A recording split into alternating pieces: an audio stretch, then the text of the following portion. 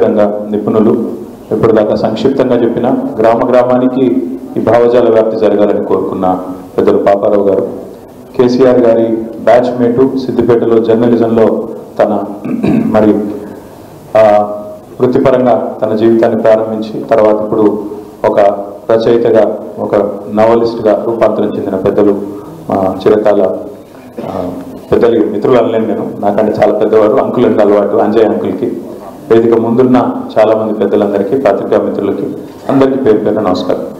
Last మాట్లాడితే బాధ ఏంటంటే ఇది ఒకది ఆకలి అవుతుంటుంది, మీకోది ఓపిక నశిస్తుంటుంది. ఇక్కడ వేదిక మీద ఉన్న వాళ్ళేమో అందరూ ఉపన్యాసకర్తలే, అందరూ కూడా మైక్ ఇస్తే ఎవరైనా కూడా గంట సేపు గనగన మాట్లాడే సత్తా ఉన్న వాళ్ళే కాబట్టి ఎవరిని ఆపలేము, ఏమో వద్దను. సంక్షిప్తంగా ఒక 4 విషయాలు, ఎక్కువ చెప్పను. ఒకటి, తెలంగాణ రాష్ట్రం సిద్ధించిన తర్వాత నిజానికి సంస్కృతి పరంగా భాష పరంగా తెలంగాణ యొక్క గొప్పదనాన్ని ఔన్నత్యాన్ని చెప్పుకునే కార్యక్రమాన్ని కొంతమేరకు గంట సేపు గనగన మాట్లాడే సత్తా ఉన్న వాళ్ళే కాబట్టి ఎవరిని ఆపలేము, ఏమో వద్దను. సంక్షిప్తంగా ఒక 4 విషయాలు, ఎక్కువ చెప్పను. ఒకటి, తెలంగాణ రాష్ట్రం సిద్ధించిన తర్వాత నిజానికి సంస్కృతి పరంగా భాష పరంగా తెలంగాణ యొక్క గొప్పదనాన్ని ఔన్నత్యాన్ని చెప్పుకునే కార్యక్రమాన్ని కొంతమేరకు చేసుకున్నాం, అందులో సఫలం కూడా అయినాం. ఒక బతుకమ్మ పండుగను కానీ బోనాల పండుగను కానీ రాష్ట్ర పండుగగా అధికారికంగా జరుపుకున్నాం. తెలంగాణ యొక్క సంస్కృతిని, తెలంగాణ యొక్క ఔన్నత్యాన్ని, తెలంగాణ భాష ఔన్నత్యాన్ని, యాస ఔన్నత్యాన్ని మన సిలబస్లో పెట్టుకున్న, తెలంగాణ మహనీయుల చరిత్రను నిక్షిప్తం చేసే ప్రయత్నం చేసిన, అదే మాదిరిగా మన విశ్వవిద్యాలయాలకి తెలంగాణలోని గొప్ప నాయకులు, గొప్పవారి పేరు పెట్టుకున్న, ఉదాహరణకు ప్రొఫెసర్ జయశంకర్ గారి పేరు మన వ్యవసాయ విశ్వవిద్యాలయానికి పెట్టుకున్న, పివి నరసింహారావు గారి పేరుని వెటర్నరీ విశ్వవిద్యాలయానికి పెట్టుకున్న, కాళోజీ గారి పేరుని మన హెల్త్ యూనివర్సిటీకి పెట్టుకున్న, కొండా లక్ష్మణ్ బాపూజీ గారి పేరుని హార్టికల్చర్ యూనివర్సిటీకి పెట్టుకున్న. ఈ రకంగా ఆ ప్రయత్నం కూడా కొంత జరిగింది. అదే మాదిరిగా కొత్త జిల్లాలు ఏర్పాటు చేసుకుంటే కుమరం భీం పేరు మనం ఆసిఫాబాద్ జిల్లాకు పెట్టుకున్నాం, జయశంకర్ సార్ పేరు భూపాలపల్లికి పెట్టుకున్నాం. ఆ రకంగా కొంత చరిత్రని మరి వెలుగెత్తి చాటుకునే ఒక ప్రయత్నం. ఎందుకంటే తెలంగాణ పోరాటంలోనే ఇక్కడి కల్చరల్ రెనెసాన్స్ కూడా ఒక అంతర్భాగం కాబట్టి ఆ ప్రయత్నం కూడా జరిగింది.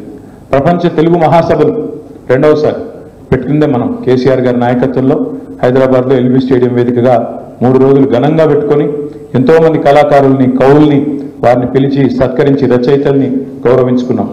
సాంస్కృతిక సారథి పెట్టి ఆ సారథికి మరి ఒక అద్భుతంగా ధూమ్ధామ్ వ్యవస్థాపకుడుగా ఉన్న బాలకిషన్ గారిని దానికి చైర్మన్గా పెట్టి క్యాబినెట్ ర్యాంక్ ఇచ్చి అందులో దాదాపు ఒక 500 మంది కవులు, కళాకారులకు ప్రభుత్వ కొలువులు ఇచ్చి వారిని కూడా బ్రహ్మాండంగా తెలంగాణ చరిత్రను ముందుకు తీసుకొని పోయే క్రమంలో వారికి కూడా ఒక అవకాశం ఇచ్చింది కేసీఆర్ గారి నాయకత్వం.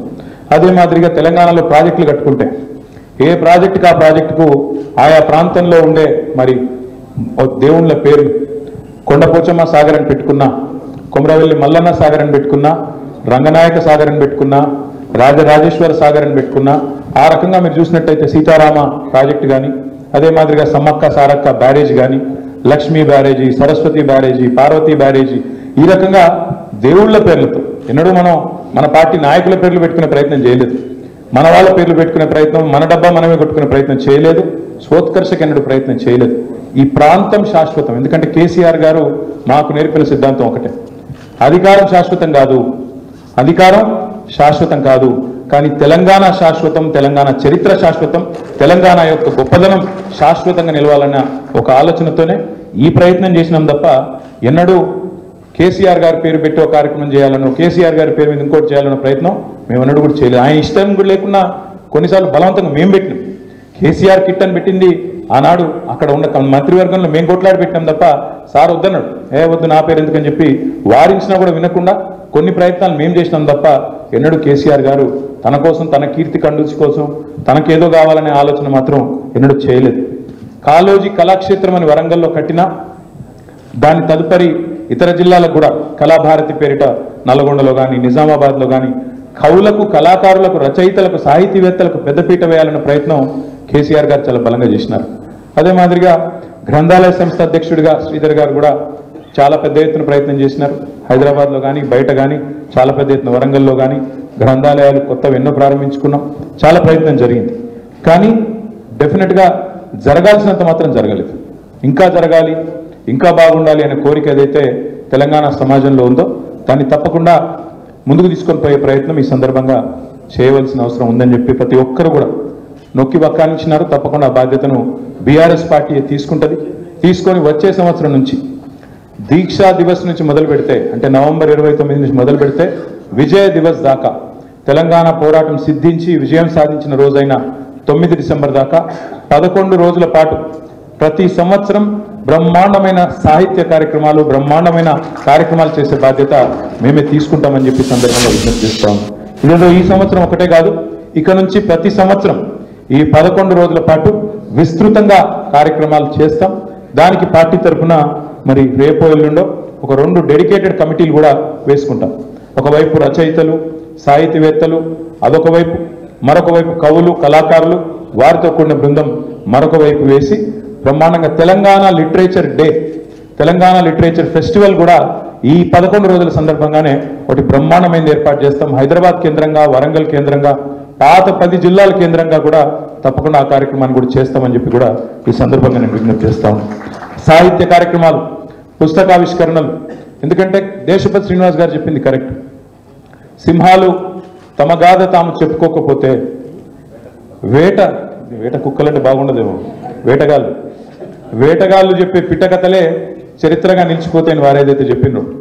సింహాలు తమ గాథ తాము చెప్పుకోకపోతే వేటగాళ్ళు చెప్పే పిట్టకథలే మరి చరిత్రగా నిలిచిపోతాయని వారేదైతే చెప్పినారో అది అక్షర సత్యం. ఇంగ్లీష్లో కూడా దానికి అందంగా ఒక లైన్ ఉంటుంది, history gets written by the victor అని. అంటే యుద్ధంలో గెలిచిన వాడే పరాజితుల చరిత్రను చెరిపేసే ప్రయత్నం చేస్తాడని దాని భావన. ఈరోజు తెలంగాణలో జరుగుతుంది అదే. కేసీఆర్ మీద కోపంతో, కేసీఆర్ గారి మీద ఉండే కోపంతో ఇవాళ ఎన్ని ప్రయత్నాలు జరుగుతున్నాయో మీరు గమనించండి. నిన్న ముఖ్యమంత్రి మాట్లాడతాడు, ఎన్టీ రామారావు గారు ట్యాంక్ బండ్ మీద పెట్టిన విగ్రహాల గురించి ప్రస్తావిస్తాడు హైదరాబాద్లో. కానీ ఇవాళ మొత్తం హైదరాబాద్ అంతా అచ్చరు పొందే విధంగా చూసే 125 అడుగుల నిలువెత్తు అంబేద్కర్ విగ్రహం గురించి మాత్రం ఆయన నోట్లకెళ్ళి మాట వస్తలేదు. అంబేద్కర్ గారి పేరిట కట్టిన అద్భుతమైన సచివాలయం, ఒక రాజసౌధం లాంటి, ఒక శ్వేత సౌధం లాంటి సచివాలయం గురించి మాత్రం ఒక్క మాట రాదు. ఇవాళ మొత్తం నిటారుగా నిలబడ్డ పోలీస్ కమాండ్ కంట్రోల్ సెంటర్ గురించి ఒక్క మాట రాదు. అద్భుతంగా హైదరాబాద్లో కట్టిన ఎన్నో, 1, 2 కాదు, ఎన్నెన్నో ఈ 10 ఏళ్లలో జరిగిన నిర్మాణాల గురించి మాత్రం మాట రాదు. ఎందుకంటే పరాజితుల చరిత్ర మలిపేయాలి, మరిపేసేదో మలిగిపోతుంది అనుకునే ఒక మూర్ఖపు ప్రపంచంలో ఈ ముఖ్యమంత్రి ఉన్నాడు. ఆయనకైనా ఇంకా మిగతా వాళ్ళనికైనా నేను చెప్పేది ఒకటే, కేసీఆర్ మీద కోపంతో సరే రాజకీయంగా మాటల దాడి చేయండి, మీకు వచ్చేటిదే బూతులు, మీకు తెలిసిన ప్రపంచమే గది. కానీ ఒకటి మాత్రం పక్కా, కేసీఆర్ మీద కోపంతో తల్లి రూపాన్ని మార్చే ప్రయత్నం చేస్తే మాత్రం చరిత్ర క్షమించదు.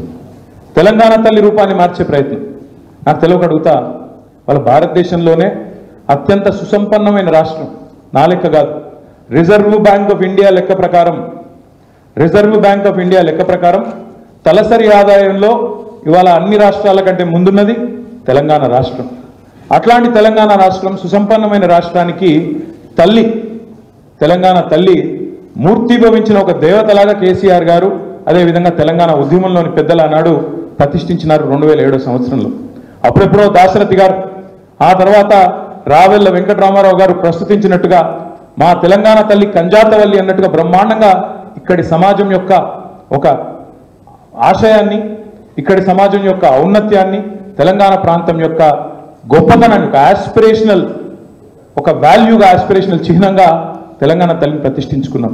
ఇవాళ ఈ ముఖ్యమంత్రి ఏమంటున్నాడు, అత్యంత సుసంపన్నమైన రాష్ట్రమైన తెలంగాణ తల్లి, ఈ తెలంగాణ రాష్ట్రానికి తల్లిగా ఉండే తల్లిని కేవలం ఇక్కడి పేదరికానికి, ఇక్కడ ఉండే సమస్యలకు చిహ్నంగా నేను ప్రతిష్ఠిస్తా అని చెప్పి ముఖ్యమంత్రి అంటా ఉన్నాడు. రూపుమాపుతా అంటా ఉన్నాడు, రూపు మారుస్తా అంటున్నాడు.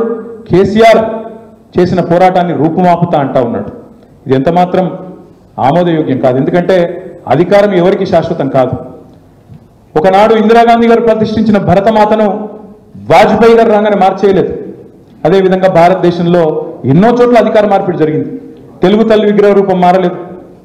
అదేవిధంగా కన్నడ మాత పేరిట పెట్టుకున్న విగ్రహం రూపం మారలేదు. కానీ ఇక్కడ ముఖ్యమంత్రి ఎంత కురుసబుద్ధి, ఎంత లేకి వ్యక్తి అంటే కేసీఆర్ మీద కోపంతో ఆఖరికి తెలంగాణ తల్లిని కూడా ఇవాళ మార్చే ప్రయత్నం ఏదైతే చేస్తున్నాడో చరిత్ర క్షమించదు. ఇట్లాంటి మూర్ఖపు పనులు ఎవరు చేసినా తప్పకుండా దానికి ప్రజల ఆమోదం ఉండదు, ప్రజల నుంచి చీత్కారం తప్ప ఏనాటికైనా కూడా వ్యతిరేక భావన తప్ప ఏనాటికి కూడా వీటికి ఆమోదం లభించదు. కాబట్టి ఆ ప్రయత్నం ఇప్పటికైనా విఘ్నతతో విరమించుకోవాలని చెప్పి ప్రభుత్వానికి విజ్ఞప్తి చేస్తున్నాం. ఒకవేళ వాళ్ళక ఔన్నత్యం కానీ ఒకవేళ వాళ్ళక పెద్ద బుద్ధి కానీ లేకపోతే ఒకటి మాత్రం పక్క, మళ్ళీ 4 ఏళ్ల తర్వాత ఆ సెక్రటేరియట్లో తప్పకుండా జరగాల్సిన కార్యక్రమం జరుగుతుంది. నువ్వు ఎన్ని కథలు పడ్డా ఎన్ని కార్యక్రమాలు చేసినా తప్పకుండా మళ్ళీ తిరిగి తెలంగాణ తల్లే తన సరైన స్థానంలో ఉంటుంది. ఇలా నువ్వు రాహుల్ గాంధీ తండ్రిని ఎక్కడైతే పెట్టినావో అక్కడ ఖచ్చితంగా తెలంగాణ తల్లి నిటారుగా నిలబడుతుంది, నిన్ను చూస్తూనే ఉంటుందని చెప్పే మాట కూడా ముఖ్యమంత్రికి నేను చెప్తా ఉన్నాను. ఎన్నన్నా చేసుకో, అధికారం నీకున్నది కాబట్టి ఏదో 4 రోజులు సాయుధ బలగాల నడుమ నీ నాటకాలు కొంత సాగుతాయి కొంతకాలం, కానీ ఎల్లకాలం మాత్రం సాగవు. ఇది పక్క. రెండవ మాట, పుస్తకాలు 1 కాదు 2 కాదు వేలు రావాలి, వేలు రావాలని చెప్పి మిత్రులందరూ కోరినారు. మీ అందరికి నేను ఇచ్చే మాట ఏమంటే ఆ బాధ్యత స్వయంగా నేను తీసుకొని వచ్చే సంవత్సరం నుంచి వేల పుస్తకాలు ఎవరైతే అజ్ఞాత సూర్యులు ఉన్నారో తెలంగాణలో తప్పకుండా వారిని వెలుగులోకి తీసుకొచ్చే బాధ్యత కూడా నేను ఈ పార్టీ తరఫున తీసుకుంటా అని చెప్పి కూడా నేను విజ్ఞప్తి చేస్తా ఉన్నాను.